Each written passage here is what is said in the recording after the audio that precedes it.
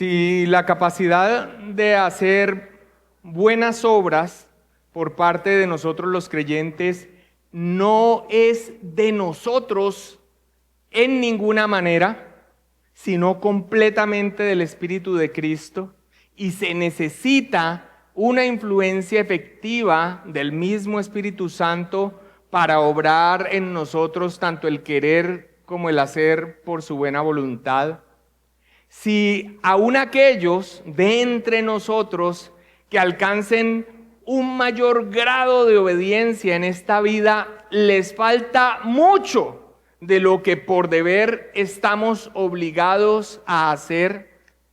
Si nosotros no podemos por nuestras mejores obras merecer nada de la mano de Dios, mucho menos el perdón y la vida eterna, y si cuando hemos hecho todo lo que podemos, no hemos sino cumplido con nuestro deber, entonces debemos concluir que nuestras buenas obras, buscando ajustarnos a la palabra de Dios y hacerlas para su gloria, no tienen valor alguno a los ojos de Dios, que tampoco tienen una respuesta divina favorable hacia nosotros, alguna recompensa para el bien de nuestra alma.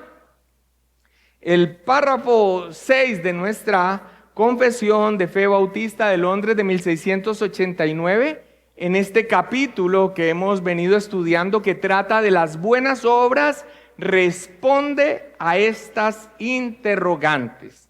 Este párrafo 6 enseña la aceptación de las buenas obras de los creyentes por parte de Dios.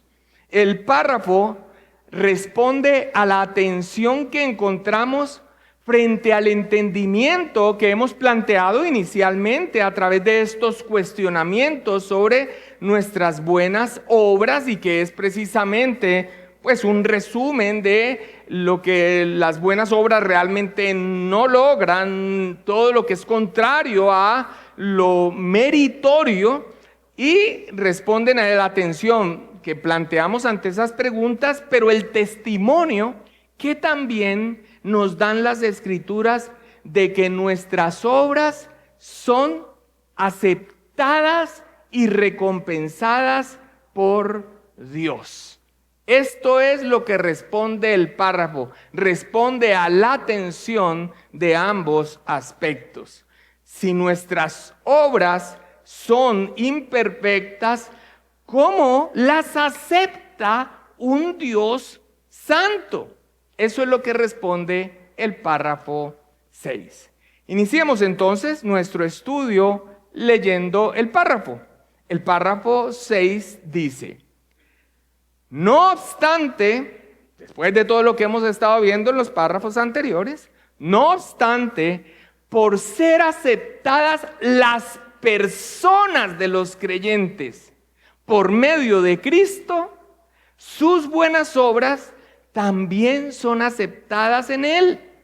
No como si fueran en esta vida enteramente irreprochables e irreprensibles a los ojos de Dios, sino que a Él, o sea a Dios, mirándolas en su Hijo, le place aceptar y recompensar aquello que es sincero, aun cuando esté acompañado de muchas debilidades e imperfecciones. La respuesta reformada, bíblica, en nuestra confesión de fe desde las Escrituras, ha rechazado el mérito de las buenas obras en las que Roma insiste, como lo vimos en los dos párrafos anteriores, y que nos hablaron sobre las limitaciones de las buenas obras. Pero en nuestro párrafo a exponer hoy, la respuesta arraigada en la suficiencia de Cristo nos ofrece profundo consuelo y motivación para nuestra santificación, porque en Él se afirma el valor de las obras, de las buenas obras del creyente, su aceptación por parte de Dios por esta razón, porque estamos en Cristo, porque estamos en Cristo. Benjamin Kitch, en su libro Tropología, una llave para abrir las metáforas de las Escrituras, comentando el texto de Juan 15:4, que dice, como el sarmiento, allí es como el pámpano, no puede llevar fruto de sí mismo si no permanece en la vid, así tampoco vosotros si no permanecéis en mí, escribió, comentando sobre este texto. De aquí aprendemos que todas las buenas obras verdaderas y aceptables a Dios son producidas en nosotros y por nosotros únicamente en virtud de nuestra unión con Cristo y la comunicación de su gracia y espíritu. Esto es entonces de lo que se trata el párrafo 6 que vamos a estudiar en esta noche. Y lo vamos a desglosar para su estudio en 5 puntos. 5 puntos que he titulado así. El primero es el fundamento de toda aceptación, la persona del creyente en Cristo. El segundo es la aceptación de las obras mediante Cristo y no por perfección propia. El tercer punto es el principio divino de aceptación, la benevolencia del Padre en el Hijo. El cuarto punto es la realidad de las obras aceptadas, sinceridad con debilidades. Y el quinto punto es la respuesta divina, aceptación y recompensa en esta vida y en la venidera. Estos son los 5 puntos entonces que nos van a guiar en el estudio de este precioso párrafo. Entonces empecemos con el primero, el fundamento de toda aceptación, de la aceptación de nuestras buenas obras, la persona del creyente en Cristo. Ese es el fundamento. Nuestro párrafo lo expresa así. No obstante, por ser aceptadas, y ese no obstante es de lo que se viene diciendo de las limitaciones de las buenas obras en el párrafo 4 y en el párrafo 5, no obstante, por ser aceptadas las personas de los creyentes por medio de Cristo, esta primera parte del párrafo establece entonces una verdad teológica fundamental. ¿Cuál? La aceptación de las buenas obras del creyente es una consecuencia directa de la aceptación previa de la persona del creyente en Cristo. Ese es el fundamento de por qué un Dios santo acepta las buenas obras imperfectas y débiles de los creyentes. Está en este punto que previamente el creyente es aceptado por el Padre, por Dios en Cristo. La unión con Cristo es la base indispensable sobre la que cualquier acto de obediencia humana puede ser considerado agradable a Dios. Sin esa unión, ninguna obra, por muy moralmente loable que parezca, podría ser aceptada por un Dios perfectamente santo. Ese es el fundamento. Y los textos de prueba que presentan los editores de la confesión señalan esa aceptación de la persona del creyente en Cristo. El primero de ellos es Primera de Pedro 2:5. Allí el apóstol Pedro, instando a los creyentes a ofrecer sacrificios espirituales a Dios. Y allí lo que está usando es el lenguaje del oficio de los sacerdotes bajo el antiguo pacto, pero en referencia a ofrecer a Dios las cosas que le son agradables. O sea, la santidad, la adoración, la consagración de nuestra vida entera al Señor. Dice en 1 de Pedro 2:5, vosotros también, como piedras vivas, sed edificados como casa espiritual y sacerdocio santo, para ofrecer sacrificios espirituales aceptables a Dios por medio de Jesucristo. O sea, una vida que se ofrece al Señor en santidad, en alabanza, en todo su ser, es aceptable por Dios, sí, por medio de Jesucristo. Pero el texto clave es Efesios 1:6. que yo quiero leer desde el versículo 5 para que veamos el contexto. El apóstol Pablo escribe: en amor, habiéndonos predestinados para ser adoptados hijos suyos por medio de Jesucristo, según el puro afecto de su voluntad, para alabanza de la gloria de su gracia, con la cual nos hizo aceptos en el amado. Con la cual nos hizo aceptos en el amado. Charles Spurgeon sobre Efesios 1:6 comenta: la aceptación viene a nosotros enteramente como una obra de Dios. Nos ha hecho aceptos en el amado.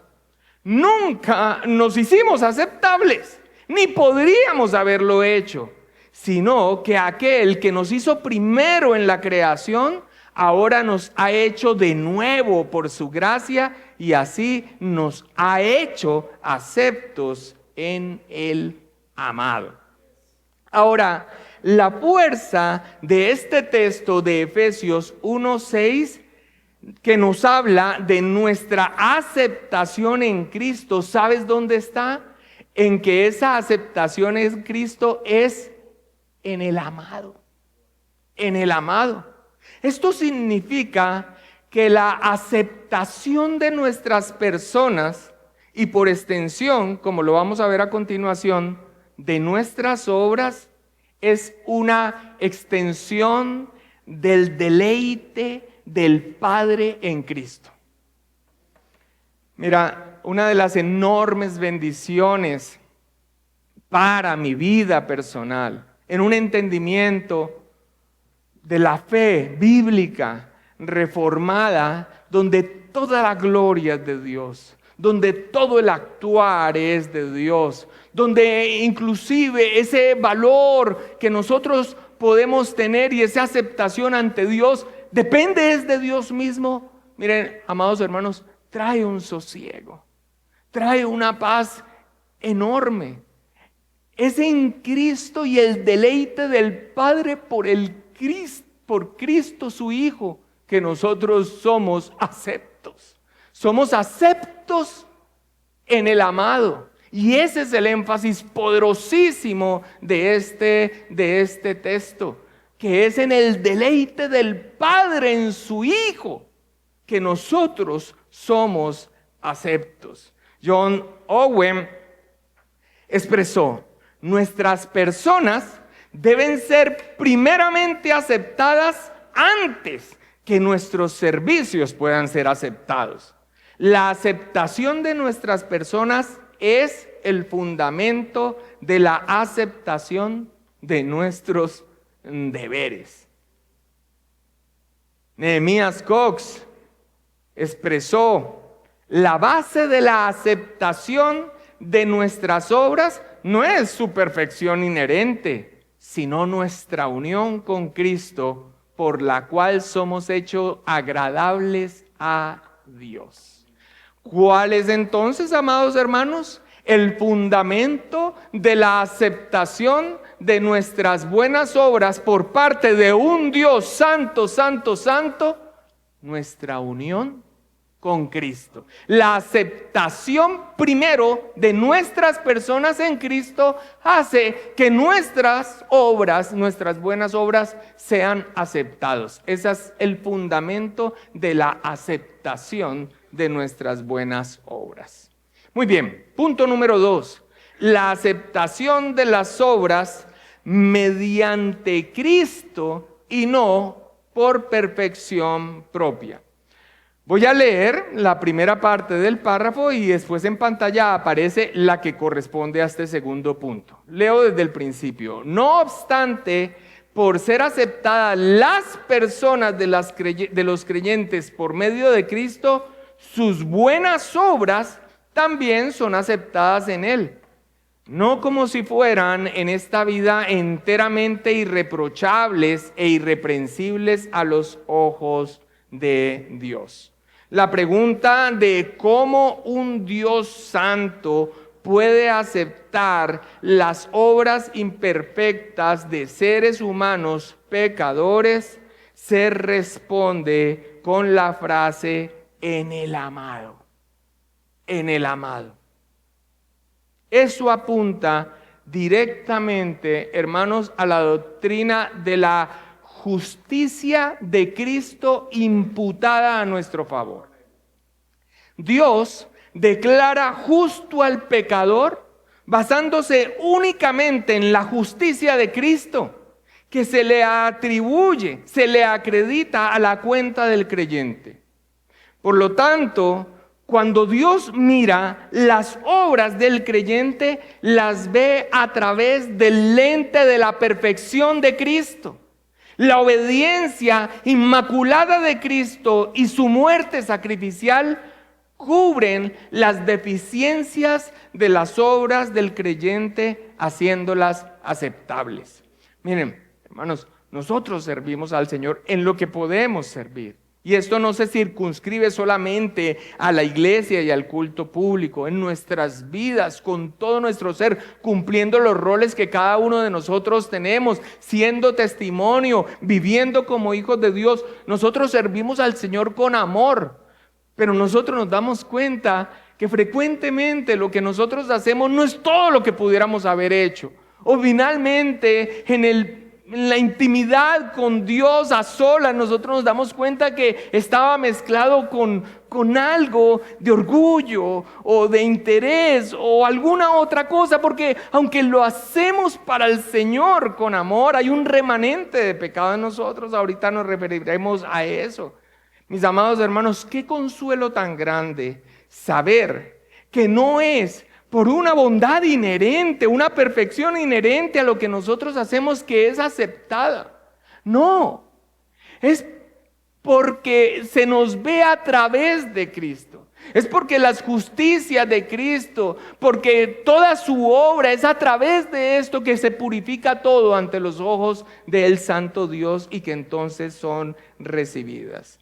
Sproul, en su comentario a la confesión de fe, comenta sobre ese cubrir las deficiencias de nuestras obras. Comenta lo siguiente. Dice: Él nos ve en Cristo y acepta nuestras obras en Cristo. Si no estuvieran en Cristo, serían odiosas para Dios, pero sus imperfecciones están cubiertas por las vestiduras justas de Cristo. La imagen de ese cubrir aparece a lo largo de las Escrituras desde los primeros días del Antiguo Testamento hasta el Nuevo Testamento y presenta un ejemplo. Vayamos a él para seguir con la reflexión de Sproul. Zacarías capítulo 3, los versículos 1 al 4.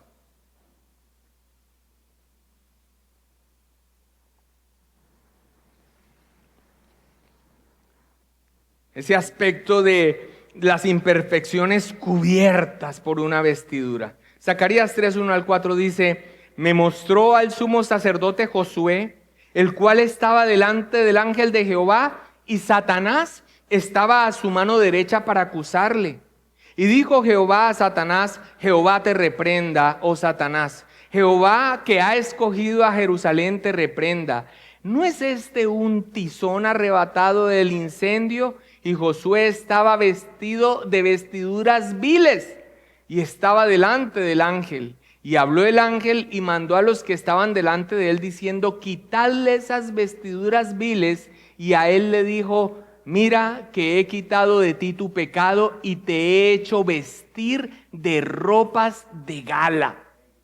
Y continúa expresando Sproul: Cristo toma sus propias ropas que están inmaculadas y nos cubre con su manto de justicia. Esa metáfora, expresa Sproul, es la imagen principal de la expiación.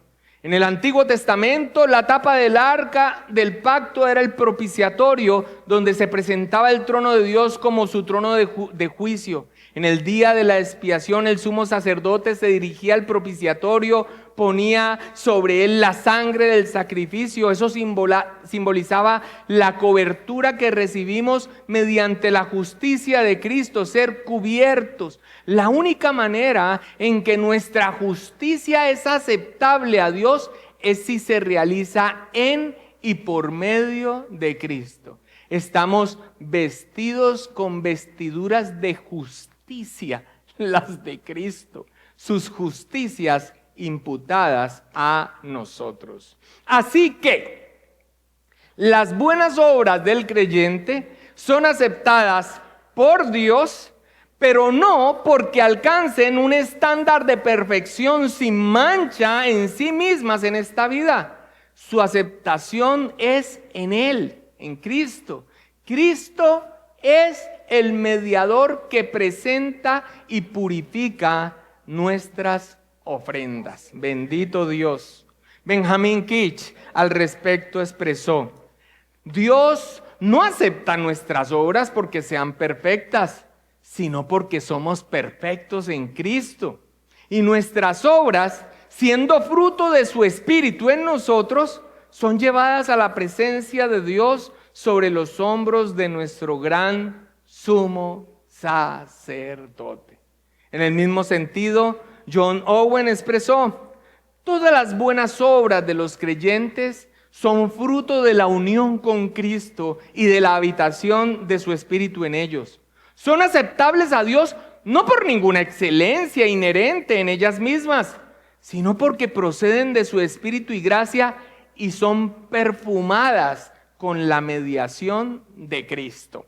Y Richard Sives expresa: Cristo no desprecia las obras más pequeñas que brotan de la fe, porque vienen de su propio Espíritu en nosotros. Aunque sean imperfectas, tienen su valor porque Cristo las santifica mediante nuestra unión con Él. Son frutos de su propia plantación. Gloria a Dios. Así que punto número 2, la aceptación de las obras es mediante Cristo y no por perfección propia de las obras. Por supuesto, mis amados hermanos, que en el aspecto de aplicación, este no es un llamado entonces a lo que hagamos para la gloria de Dios, hagámoslo mediocremente porque pues estamos vestidos de justicia y se ve todo a través de Cristo. Creo que ese no es el espíritu de nadie que hace las cosas para glorificar al Señor. Lo queremos hacer en excelencia.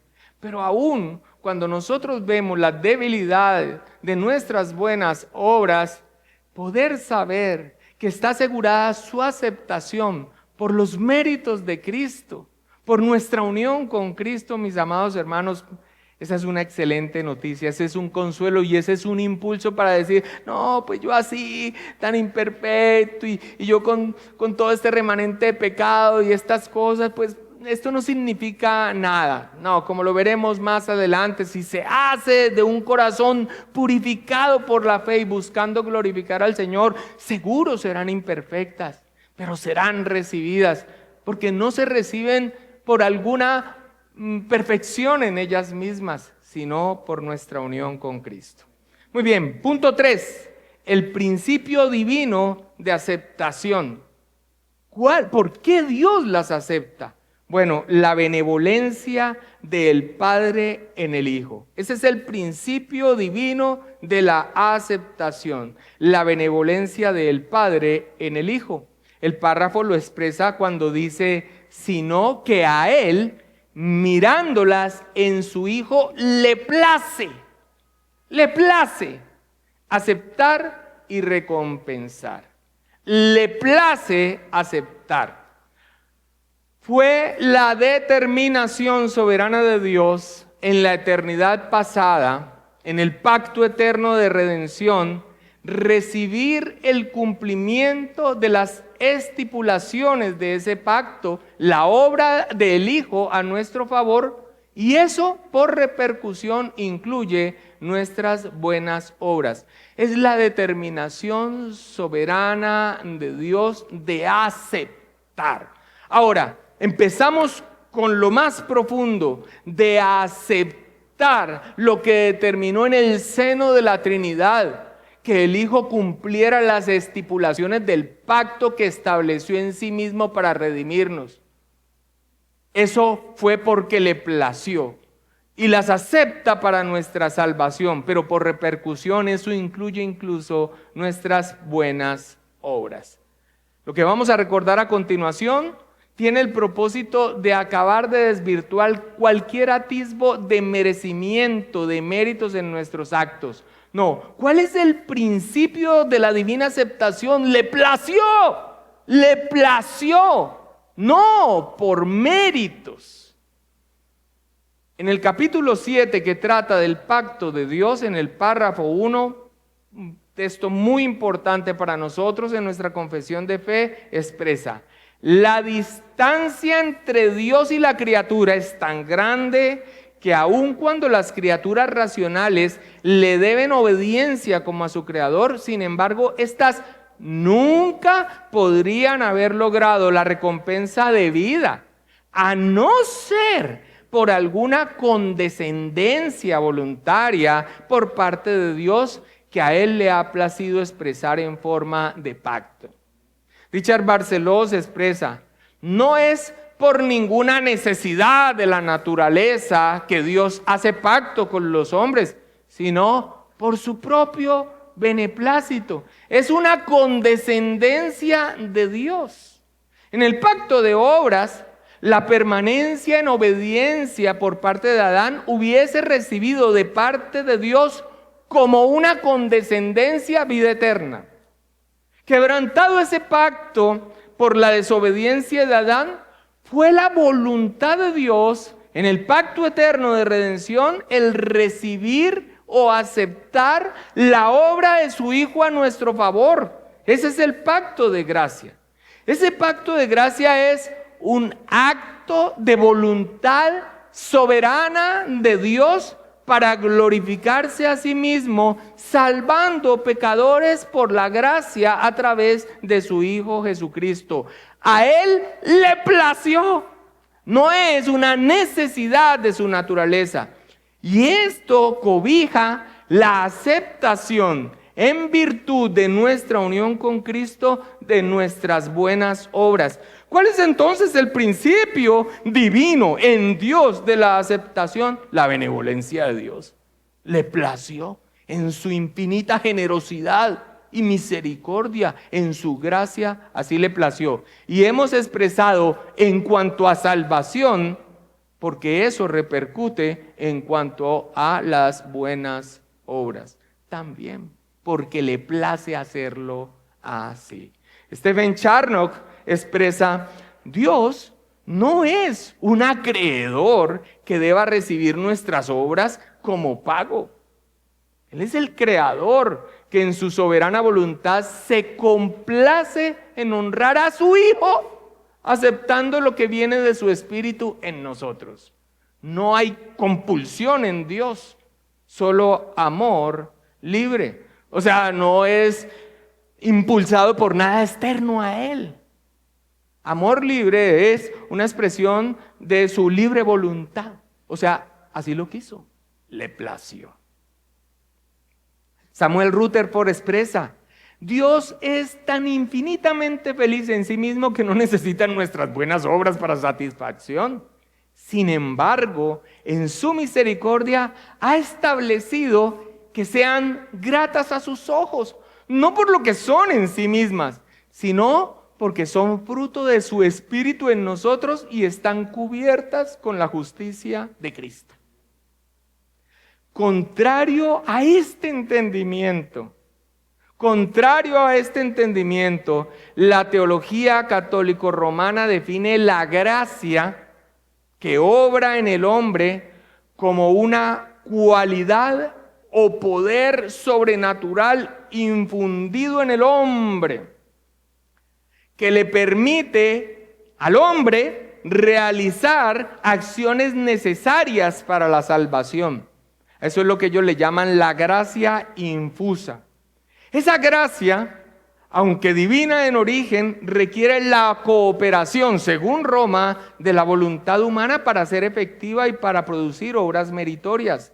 Como se pueden dar cuenta, la distinción es crucial y evidente. En el catolicismo romano, la gracia es una ayuda, una gracia infusa que te capacita, es una ayuda para que el hombre pueda ganarse el mérito. En la teología reformada, la gracia en el creyente no de la capacidad inherente del hombre, En la teología reformada, la gracia es el poder soberano de Dios que obra en el hombre, y cualquier mérito es, en última instancia, la coronación de los propios dones de Dios. O sea, la diferencia es radical. Las buenas obras realizadas por los creyentes son vistas como las buenas obras de Dios en nosotros. Es decir, son el resultado de la obra del Espíritu Santo en el creyente, no de la capacidad inherente del hombre. Incluso la aceptación y las recompensas por las buenas obras son consideradas manifestaciones de la gracia de Dios, no de un mérito ganado por el hombre. Quería hacer este contraste para ir culminando lo que ustedes muy pacientemente me escucharon durante 2 clases anteriores sobre este entendimiento romano sobre los méritos de las obras. Muy bien, punto 4. La realidad de las obras aceptadas. Sinceridad con debilidades. Expresa esta parte del texto, pero yo les voy a leer desde antecito.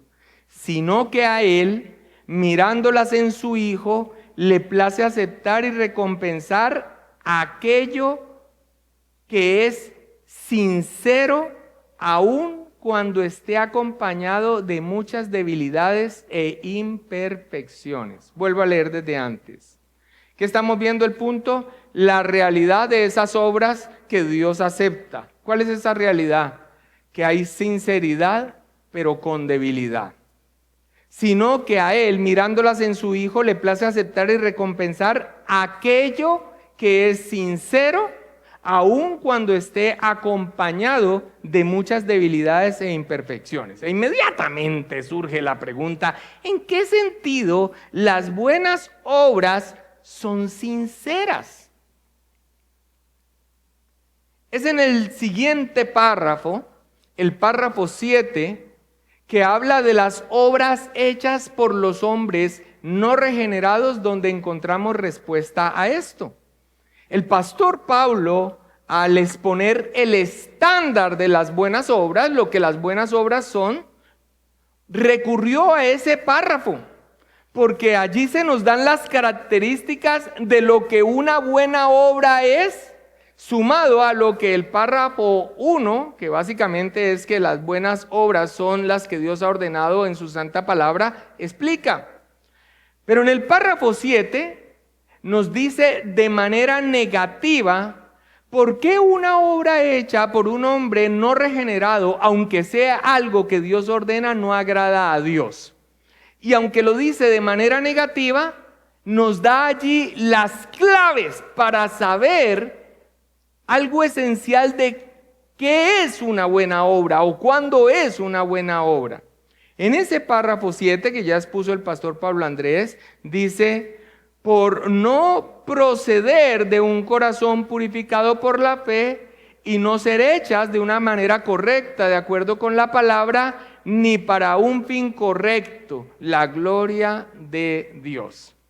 O sea, las obras realizadas conforme a las Escrituras, pero por un hombre no regenerado, por no proceder de un corazón purificado por la fe, por no ser hechas de una manera correcta, de acuerdo con la palabra de Dios, ni para un fin correcto, que es la gloria de Dios, no son buenas obras. ¿Qué es lo que tenemos en esto? Entonces, la característica del estándar de lo que es una buena obra deben brotar de un corazón purificado por la fe. Deben ser acorde a la palabra de Dios y deben ser hechas para la gloria de Dios. Esa es la esencia de la sinceridad de una obra que a Dios le place aceptar y recompensar. Ojo con esto, porque inmediatamente se expresa aquello que es sincero. Y resulta que la sinceridad que está desprovista de estas características, pues ya es netamente una cuestión emocional y subjetiva. No, la sinceridad está en que proceden de un corazón que ha sido transformado, purificado por la fe, de que se hacen de una manera correcta, conforme a la palabra de Dios, pero para un fin correcto, la gloria de Dios.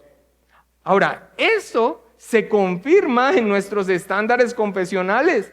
El Catecismo de Heidelberg, en su pregunta 91, dice: ¿qué es una buena obra? Mira, una buena obra es aquella que es hecha en obediencia a la ley de Dios, procede de una fe verdadera, es hecha con una recta intención para la gloria de Dios y conforme al mandamiento divino, y no la que se funda en las disposiciones, preceptos o invenciones de los hombres. En esto radica su sinceridad. Y ojo con esto, no son las buenas intenciones del corazón aparte de lo que Dios ha establecido en su palabra, ni de la necesaria unión con Cristo, ni de hacerlo para la gloria de Dios. No son las intenciones no, yo lo hago con corazón sincero, pero sin estas características no es lo que se refiere el texto.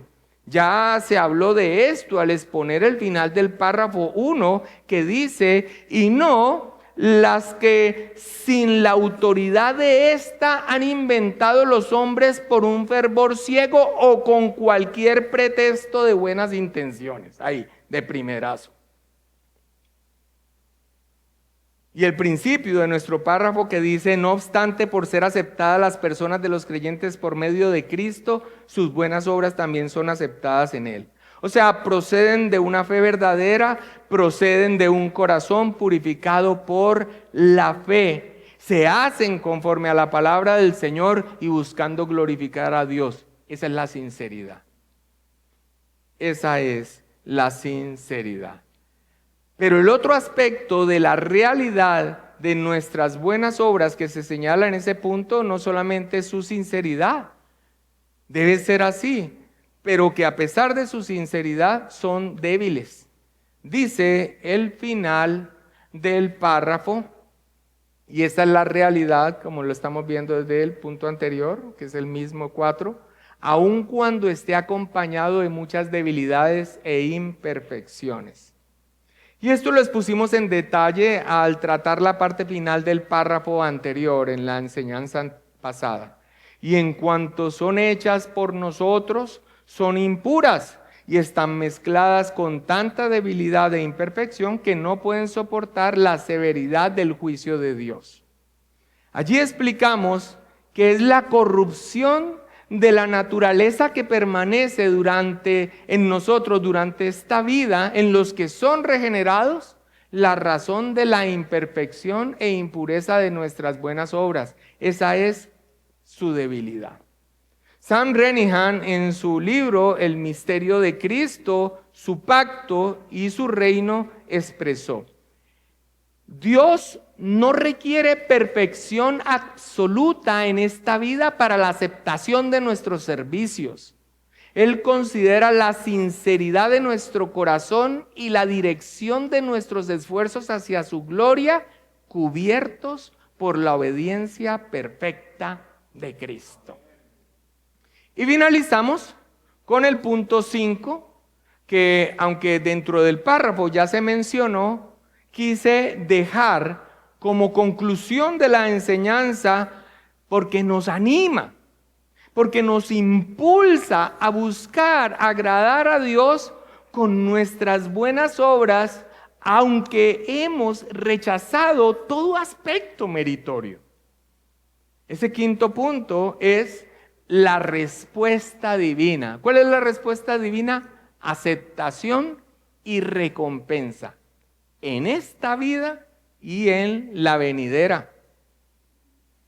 Sino que a Él, mirándolas en su Hijo, le place aceptar y recompensar.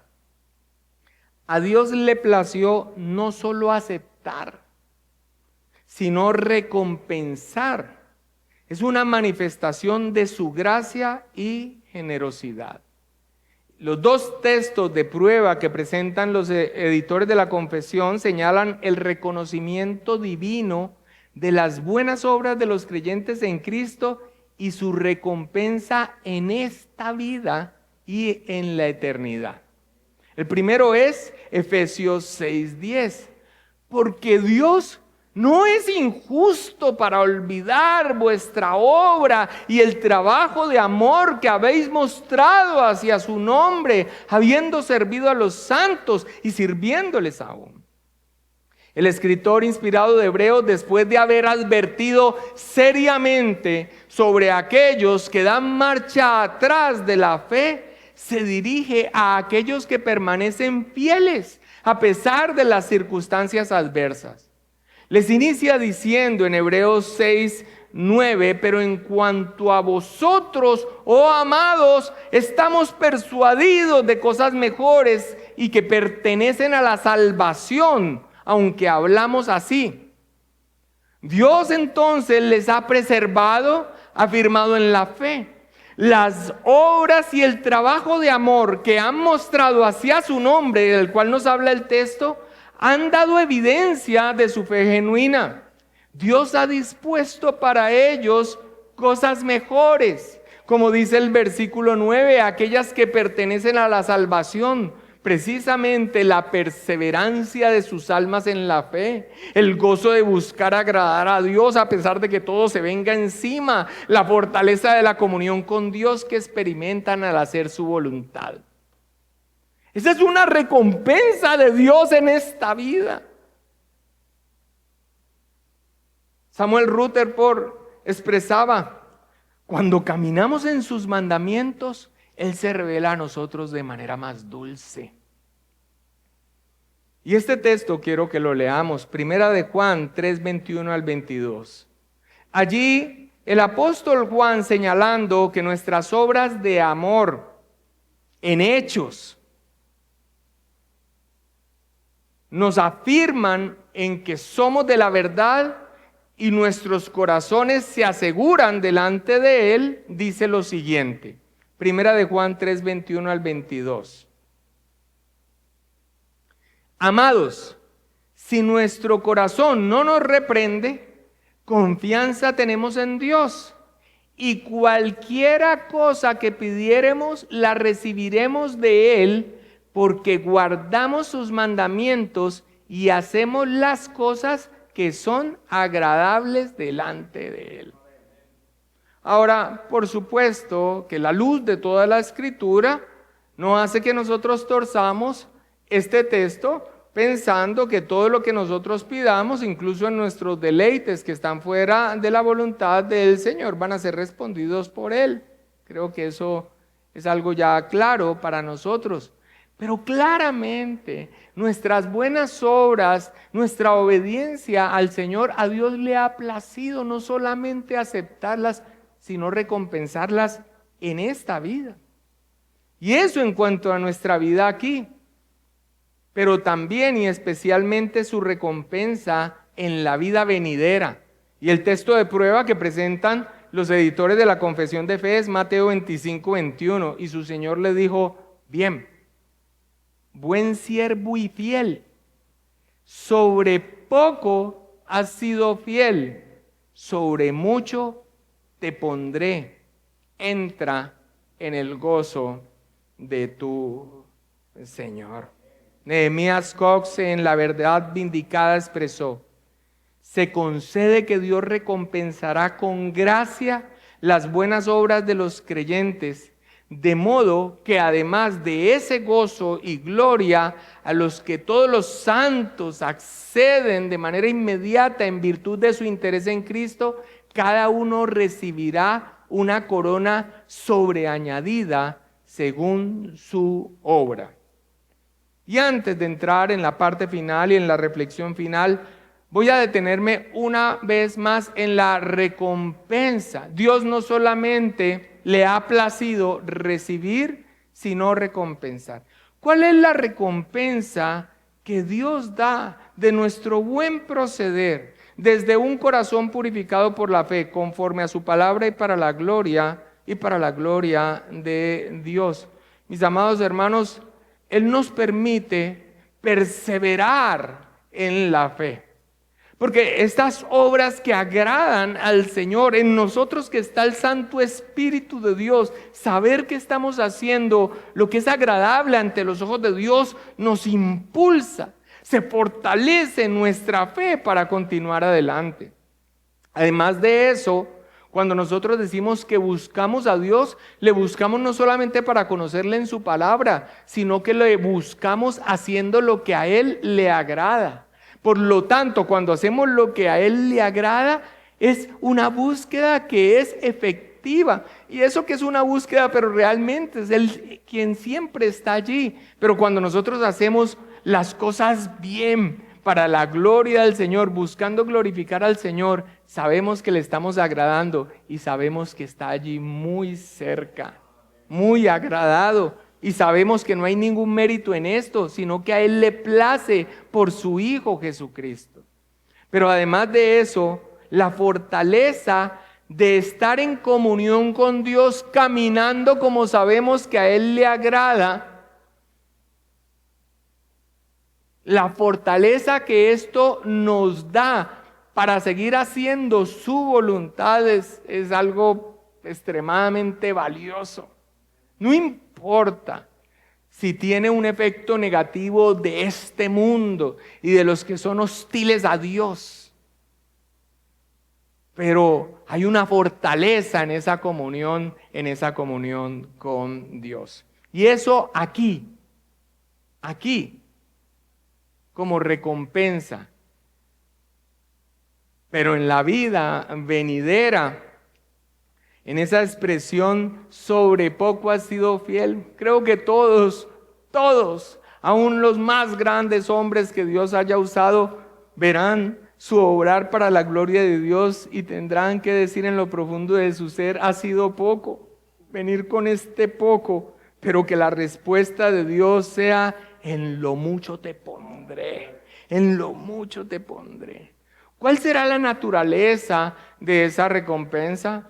Bueno, de acuerdo a lo que nosotros vemos en el diseño de Dios, en los hombres, en su actividad, en su creatividad, en el trabajo, muy probablemente serán responsabilidades para una cultura santa y perfecta. Tantas cosas que nos asignará para la gloria de su nombre.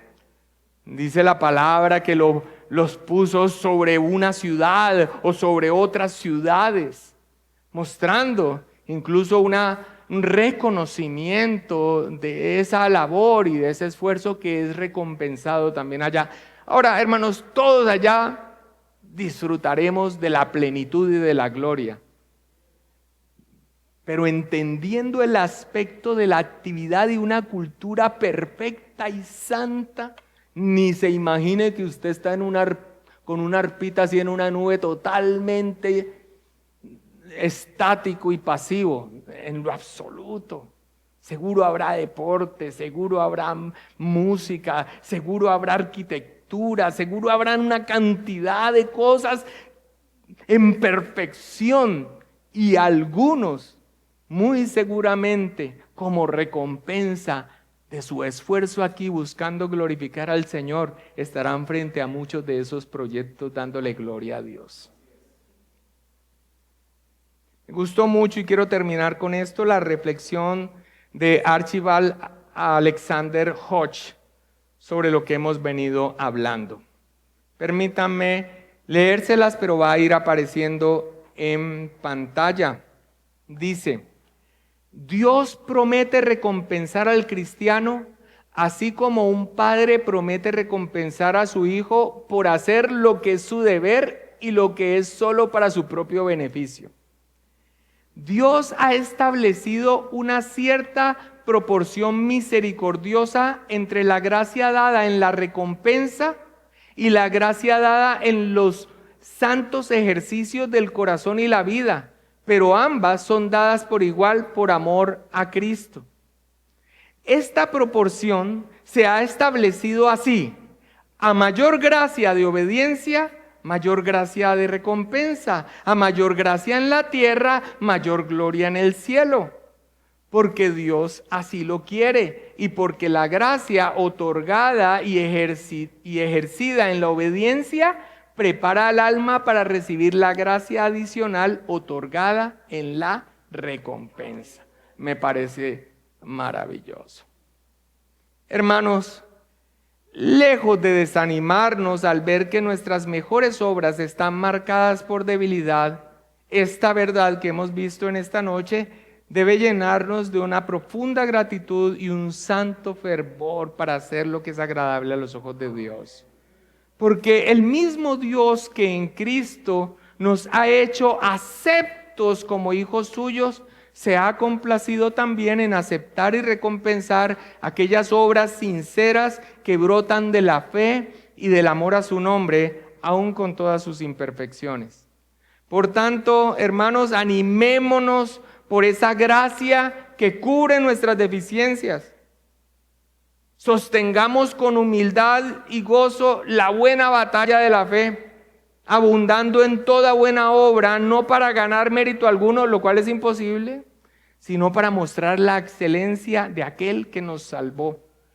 Hermanos, que cada servicio, cada acto de obediencia y cada sacrificio voluntario sean ofrendas vivas presentadas al Señor, seguros de que nada hecho por amor a Cristo quedará, como dijo un puritano, sin la sonrisa de su aprobación y sin el galardón de su bondad, tanto en esta vida como en la eterna.